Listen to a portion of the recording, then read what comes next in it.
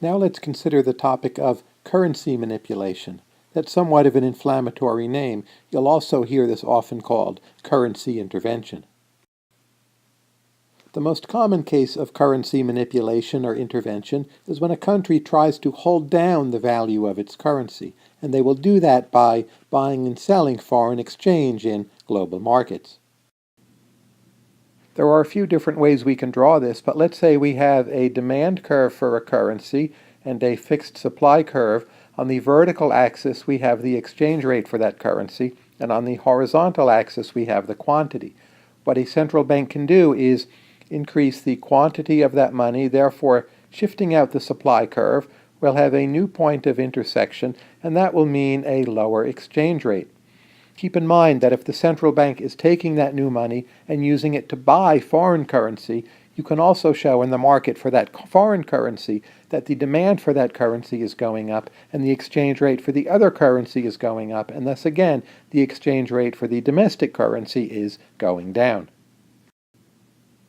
So why would a country want to lower its exchange rate in this fashion?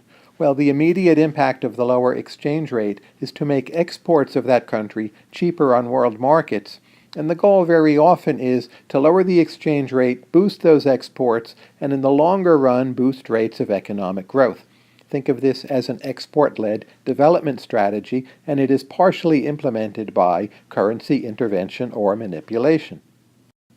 Of course, currency manipulation does not create new wealth, but rather it's redistributing wealth. It's an implicit subsidy to business exporters and an implicit tax on consumers who are buying importers.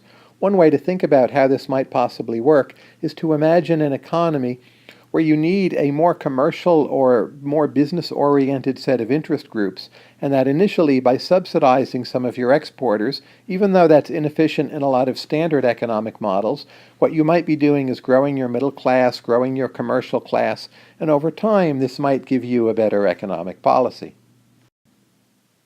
That maybe sounds a little strange, but if we look at history, we do actually find a few cases where it seems this has definitely worked. And those cases would be Japan, South Korea, and also China. Those are countries which deliberately kept their exchange rates low. This helped their export-led growth, and over time those countries became much wealthier.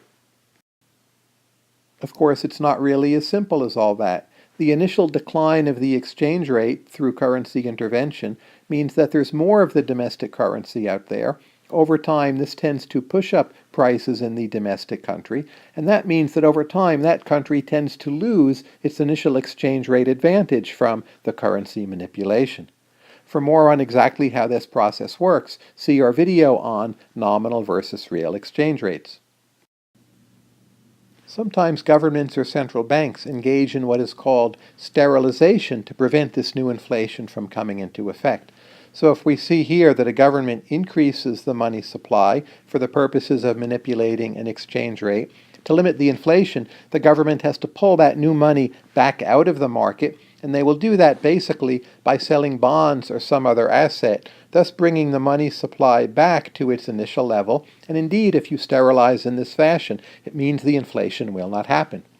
But think, what are you doing here? By selling more bonds, the government is borrowing money. This pulls resources out of the real economy. It means higher taxes either now or later.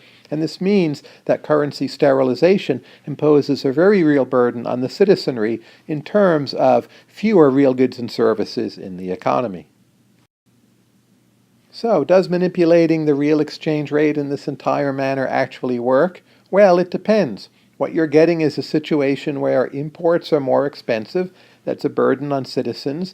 You're redistributing resources to your corporate sector and your exporters.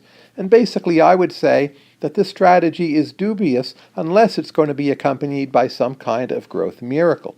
So definitely it has worked for Japan, South Korea, and China, but that doesn't mean it's a general formula by which countries can become more prosperous.